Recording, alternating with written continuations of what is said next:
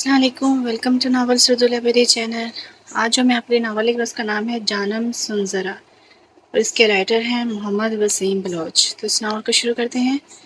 Alarm की चीखती चंगारती आवाज़ इसकी सांसों से टकरा रही थी, लेकिन इसके बावजूद वो तकिए में सर दिए सोने की नाकाम कोशिश कर रही थी। इसको सोते हुए उठाना इस कदर मुश्किल था जैसे भैंस को पानी से निकालना। उठ जा मेरी माँ, या तुम्हें उठाने के लिए पंजाब पुलिस बुलवानी पड़ेगी। 7 बज गए हैं, कॉलेज जाने का इरादा नहीं है या बेड पर ही डिग्री हासिल करनी है। इसकी बड़ी आपा माहीन उर्फ माही ने कंबल इसके ऊपर से ज़बरदस्ती खींचते हुए डांट कर कहा और साथ ही अलार्म को भी बंद किया।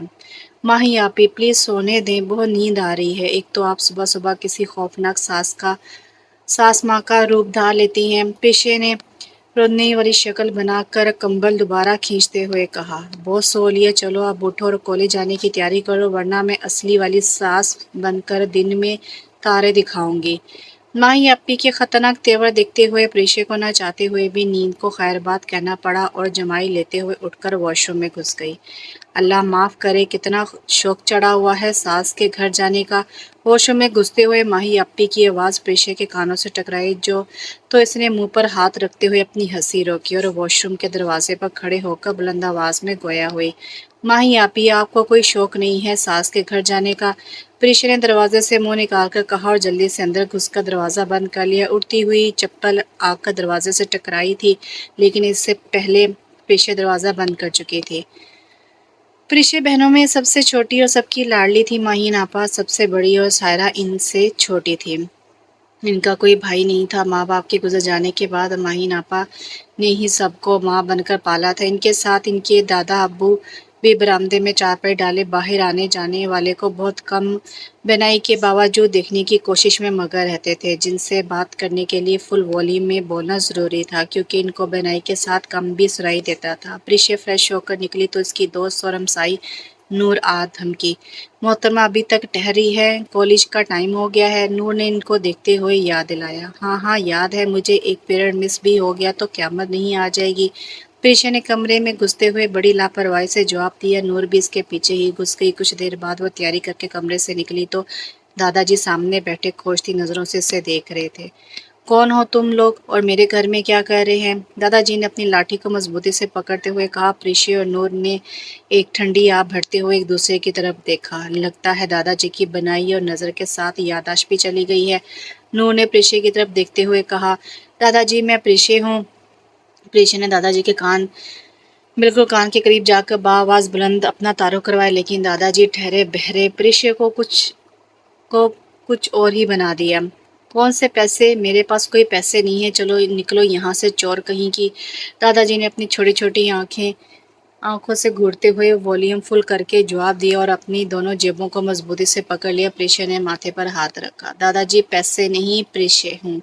इसने एक बार फिर आवाज़ थोड़ी थोड़ी बुलंद करके कान के करीब जाकर कहा, अच्छा अच्छा, आप पतीसे? नहीं पुत्र, मुझे शुगर है, मैं पतीसा नहीं खा सकता, आप लोग खाएं। दादाजी ने बड़े इत्मीनान से नफ़े में सर हिलाया था। प्रीशा की शक्ल रोने वाली हो गई थी। अल्लाह करे कोई बहरा भी ना हो। प्रीशा ने रोने वाली शक्ल बनाते हुए अपनी दोस्त नूर की तरफ देखा, जो उसके साथ ही खड़ी थी।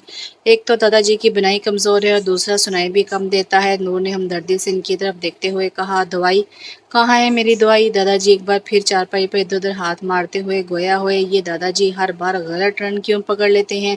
नूर ने हंसते हुए कहा, तुम दोनों जा रही हो या मैं खुद छोड़कर आऊँ?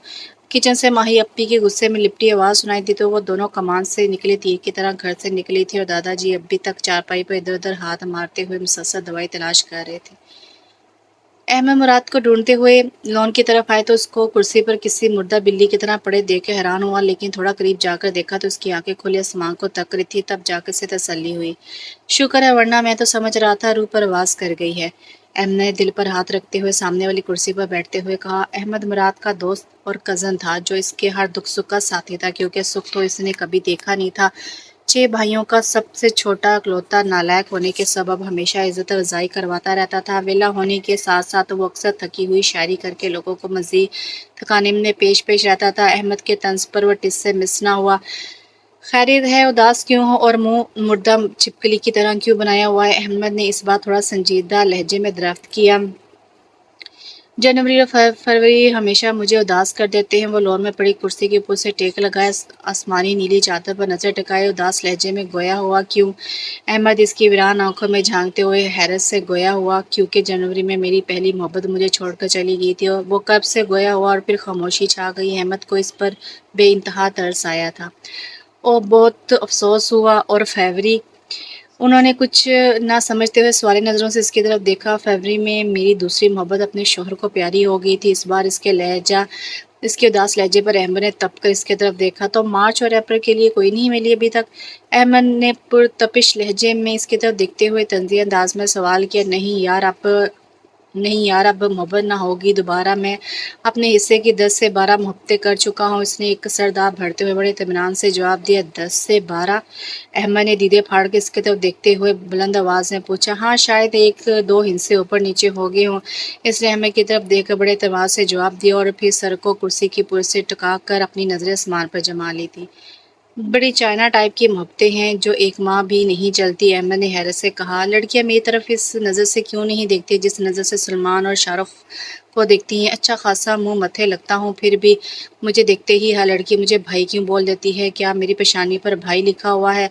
इसने अपनी पेशानी मसलते हुए सवाई नज़रों से अहमद की तरफ देखा। क्योंकि हर लड़की को तुम्हारे अंदर अपना भाई नज़र आता है मुराद।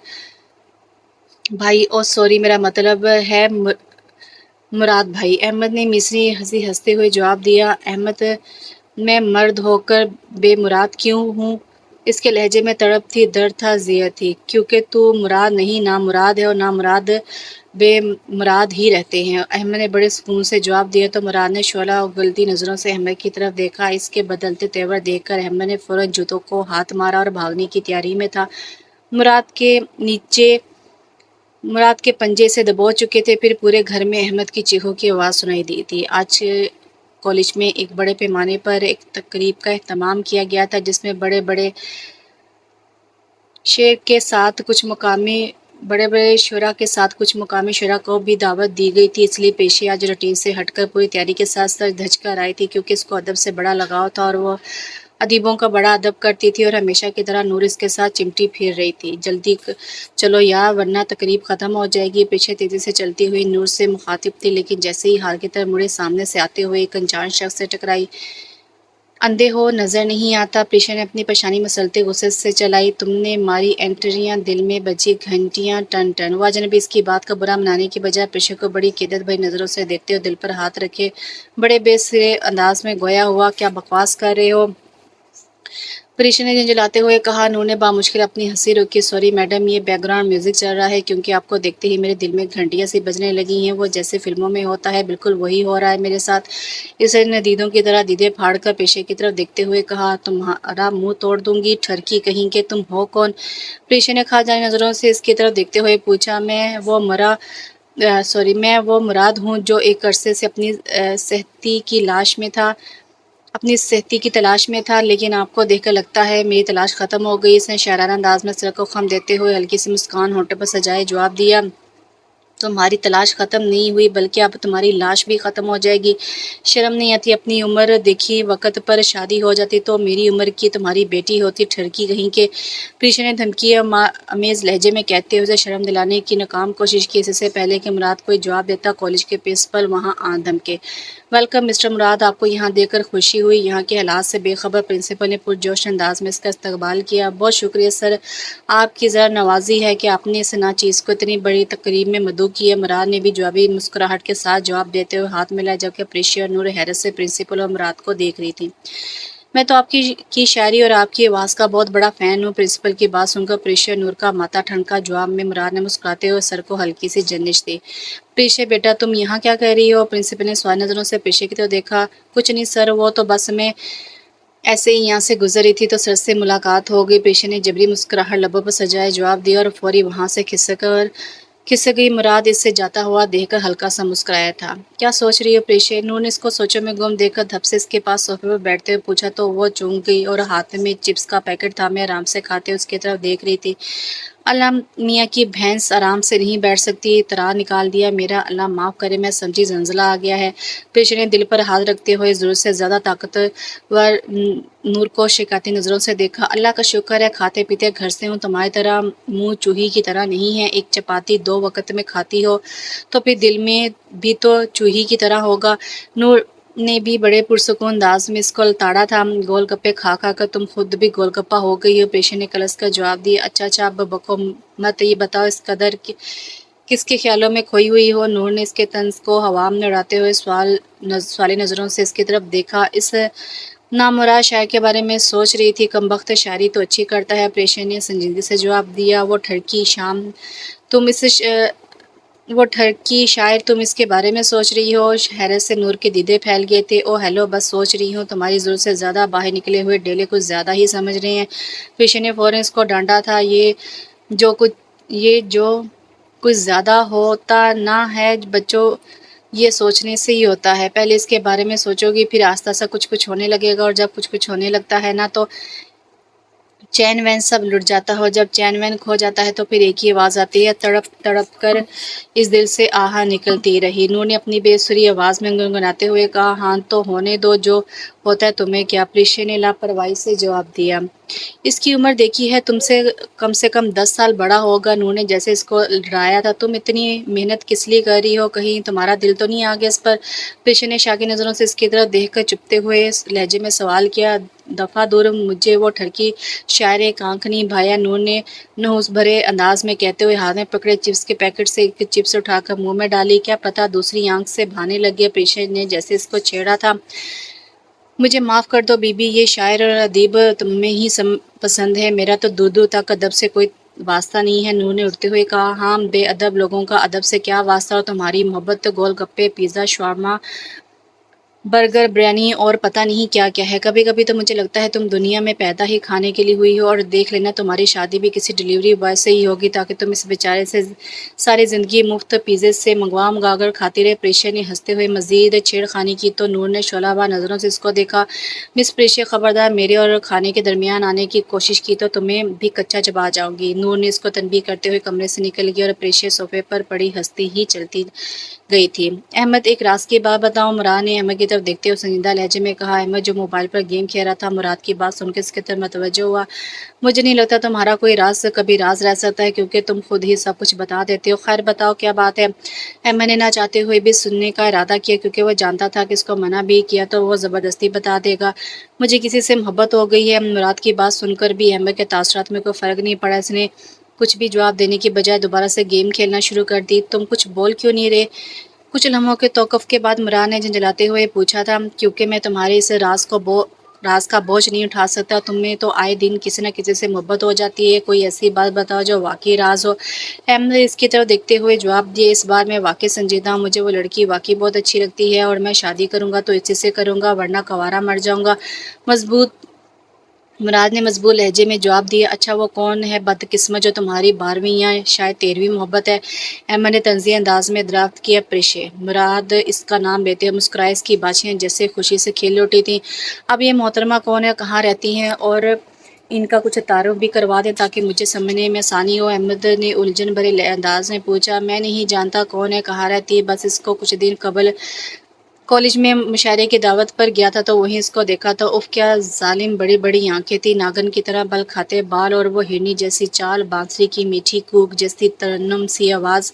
وہ بات کرتے کرتے کہیں کھو گیا تھا۔ میرے بھائی واپس آ جائے، اتنا تعارف کافی ہے، نام کے علاوہ تمہیں کچھ پتہ نہیں اس کے بارے میں، نہ وہ تمہیں جانتی نہ محبت کرتی، تو پھر کس حساب سے تو اس کے لیے کنوارا مرنے کے خواب دیکھ رہا ہے؟ ہو سکتا ہے وہ پہلے سے منگنی شدہ یا شادی شدہ ہو۔ احمد نے اس کو ہاتھ سے پکڑ کر ہلاتے ہوئے کہا، تمہاری صرف شکل ہی منحوس نہیں، تم باتیں بھی منحوس والی کرتے ہو۔ میں نہیں مانتا وہ شادی شدہ یا منگنی شدہ ہوگی۔ مراد نے فوراً برا بناتے جواب دیا، تمہارے نہ ماننے سے کون سی حقیقت بدل جائے گی؟ احمد نے جواب دیا، کچھ کر میرے بھائی، امی سے بات کر ان کو کسی طرح منا لے، ورنہ تمہارا دوست تمہارا بھائی مراد اس کے عشق میں مبتلا ہو کر برباد ہو جائے گا۔ مراد نے جذباتی انداز میں اس کے دونوں ہاتھوں کو مضبوطی سے جکڑ کے التجا کی، وہ تو تم نے شادی کر کے بھی برباد ہونا ہے، اور دوسری بات میں کس حساب سے والدہ کو مناؤں، کیونکہ نہ تو یہ کنفرم ہے کہ وہ لڑکی کہاں رہتی ہے اور تم سے محبت کرتی بھی ہے یا نہیں۔ اما نے ہاتھ چھڑاتے ہوئے کہا، وہ میں پتہ لگا لوں گا، بس تم امی کو منا۔ مراد نے تسلی سے جواب دیا، اور والدہ نے جو تمہاری گمنام خالہ کو زبان دی تھی اس کا کیا؟ احمد کی بات سن کر ایک دم سے بیزار ہوا تھا۔ دیکھ میرے بھائی، میں نے نہ اس کو دیکھا نہ جانتا ہوں، اللہ جانے کون ہے، پتہ نہیں امی نے کہاں سے بہن نکالی، میں نے تو آج تک وہ خالہ بھی نہیں دیکھی جس کو امی نے زبان دی ہے، اور میں ایسی لڑکی سے شادی کیسے کر لوں جس کو میں جانتا تک نہیں ہے۔ مراد نے رونی شکل بنا کر کہا، اور جس کل محیط سے شادی کرنے کا تو خواب دیکھ رہا ہے اس کو کب سے جانتا ہے؟ امی کی آواز سن کر ایک دم سے اچھلا تھا۔ والدہ ہاتھ میں سالن ہلانے والا چمچ پکڑے کمر پر ہاتھ رکھے غضبناک موڑ لیے مراد کی طرف دیکھ رہی تھی۔ امی، وہ میں آپ سے کچھ کہنا چاہتا تھا، مراد نے لڑکھڑاتی ہوئی زبان سے بامشکل اتنا ہی کہا تھا۔ خبردار کچھ بھی کہا تو چمچ مار کر تمہارا سر پھاڑ دوں گی۔ میں نے سب سن لیا ہے، اس لیے اب تو تیاری کر، میں جلد تمہارا رشتہ لے کر تمہاری خالہ کے گھر جا رہی ہوں۔ ماں نے اس کی ایک نہ سنتے ہوئے حکم صادر کیا اور وہاں سے دوبارہ کچن کے دروازے پر نکل گئی۔ امی میری بات تو سنے، وہ بولتا رہ گیا لیکن اس کی بات کو ذرا برابر بھی اہمیت نہ دی گئی۔ اس نے بیچارگی سے احمد کی طرف دیکھا۔ امی نے تو سارا مسئلہ ہی حل کر دیا ہے، احمد نے کندھے کچاتے ہوئے آرام سے جواب دیا، تو وہ بھی پاؤں پٹکتا ہوا باہر نکل گیا۔ پریشا جیسے ہی کالج سے باہر نکلی گیٹ کے ایک طرف کھڑے مراد کو دیکھ کر حیران رہ گئی تھی۔ ساتھ کھڑی نور نے ہنستے ہوئے اسے اپنا بھاری کندھا مارا تھا۔ دیکھو وہ تمہارا ٹھرکی شاعر، نور نے پریشا کی طرف اشارہ کرتے ہوئے کہا جو اپنی بائک کا تنقیدی نظروں سے جائزہ لے رہا تھا، جسے اس میں کچھ خرابی ہوگی ہو، بکو مت، موٹی ٹھرکی ہوگا تمہارا باپ، پریشا نے تنگ کر جواب دیا۔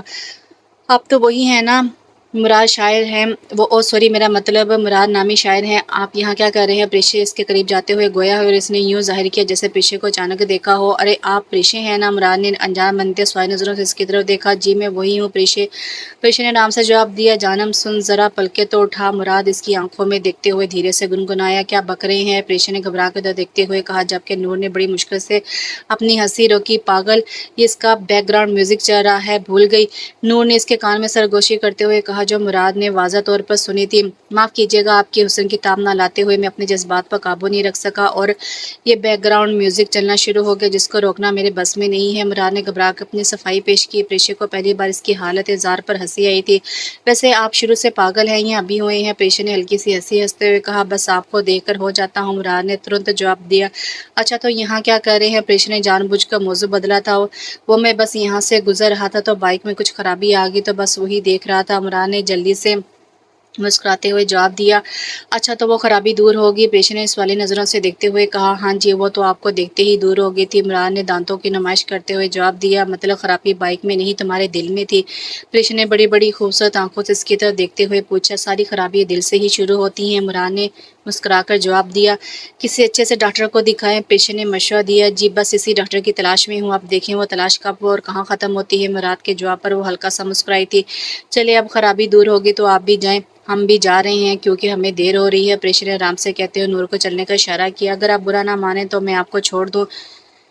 مراد کی پیشکش پر پریشا نے پلٹ کر اس کی طرف دیکھا، آپ نے خود تو کہا ہے کہ آپ کو دیر ہو رہی ہے۔ مراد اس کو خاموش دیکھ کر مزید کہا، پتہ ہے پٹرول کتنا مہنگا ہے؟ پریشا نے جیسے باور کروایا تھا کہ باز آ جاؤ، ملک کہ آدھے پٹرول پمپ تو خدمت خلق کرنے والوں کی وجہ سے چل رہے ہیں، جتنا بھی مہنگا ہو جائے کیا فرق پڑتا ہے؟ مراد نے کندھے کچاتے ہوئے جواب دیا، اچھا چلو پھر میں تمہارے خلوص کو دیکھتے ہوئے تمہاری پیشکش قبول کرتی ہوں۔ پریشا نے حامی بھری تو وہ فوراً بائک پر بیٹھ کے اس کو سٹارٹ کیا اور وہ اس کی طرف ایک نظر دیکھتے ہوئے بیٹھ کے جبکہ اس دوران ہکا بکا کھڑی نور ان دونوں کی طرف دیکھ رہی تھی، لیکن میں نور نے بارے بارے ان دونوں کی طرف دیکھتے ہوئے پوچھا، معاف کیجیے گا میڈم، یہ بائک آپ کا بوجھ برداشت نہیں کر پائے گی، آپ کوئی رکشا کروا لے؟ مراد نے نور کا جائزہ لیتے ہوئے اطمینان سے جواب دیا اور بائک کو آگے بڑھا دیا۔ منحوسو، مجھے یہاں چھوڑوں گی نہیں تم لوگوں کو؟ نور ان کو جاتے ہوئے دیکھ کر بڑبڑائی، پیشے آج تم کالج نہیں جاؤ گے؟ پیشے جیسے ہی کالج جانے کے لیے تیار ہو کر نکلی، ماہی آپی کا نیا حکم سن کر حیران رہ گئی، لیکن کیوں آپی؟ پیشے نے ایسے پوچھا، کیونکہ آج تمہاری خالہ رشتہ دیکھنے آ رہی ہے۔ ماہی آپی نے تو جیسے پیشے کی جان ہی نکال دی تھی، میرا رشتہ اور کون سی خالہ؟ آپی آپ ہوش میں تو ہیں؟ ابھی آپ خود کنواری گھوم رہی ہیں اور سارا آپی کی بھی بس منگنی ہوئی ہے تو بیچ میں میرا رشتہ کہاں سے آ گیا؟ پیشے نے ایک ساتھ ایک سوال سامنے رکھ دیے تھے، زیادہ میری ماں بننے کی ضرورت نہیں ہے، میں بھی شادی کر لوں گی تو امی ابا قبر سے اٹھ کر تم دونوں کی شادی کرنے نہیں آئیں گے، اور دادا جی کو تو اپنا ہوش نہیں ہے، تم دونوں کی شادیاں خاک کریں گے، اور کون خالہ یہ تمہیں جلد پتہ चल जाएगा। माही आपी ने साथ ही चारपाई पर लेटे दादा की तरफ एक नज़र देखते हुए कहा, नहीं पुत्र, मैं इस उम्र में शादी करता हुआ अच्छा लगूंगा और क़यामत वाले दिन तुम्हारी दादी को क्या मुंह दिखाऊंगा। ठीक है, मैं अभी जवान हूँ, लेकिन इसका मतलब ये नहीं कि मैं तुम्हारी दादी से बेवफाई करूँ। पीछे के कुछ बोलने से पहले दादाजी ने बीच में नया पंडारवा बॉक्स खोल दिया था। माही ने दादाजी की तरफ देखकर एक ठंडी आह भरी। दादाजी, मैं आपकी नहीं, पेशे की शादी की बात कर रही हूँ। माही ने बुलंद आवाज में कहा, पुत्र, पैसे की मुझे परवाह नहीं है। ठीक है, अगर तुम लोग जिद कर रहे तो मुझे शादी पर कोई इतराज़ नहीं है। दादाजी पूरी बात कहाँ समझते थे, सो अपनी ही समझदानी में जो समझ आए वो समझकर जवाब दे दिए। कब्र में टांगे हैं और दादाजी को अभी भी शादी की पड़ी हुई है। माही ने पेशे की तरफ देखते हुए कहा, आपने वो गाना नहीं सुना, दिल तो बच्चा है। जी दादाजी चाहे बूढ़े हो गए, लेकिन इनका दिल तो बच्चा है। पेशे ने झिझकते हुए दादाजी की तरफ देखते हुए कहा, दिल तो बच्चा है पर अब तुम बच्ची नहीं हो। चलो शाबा चेंज करो, किचन में चलकर मेरी मदद करवाओ। माही ने डांट कर कहा तो वो मुंह बसूर कर रह गई।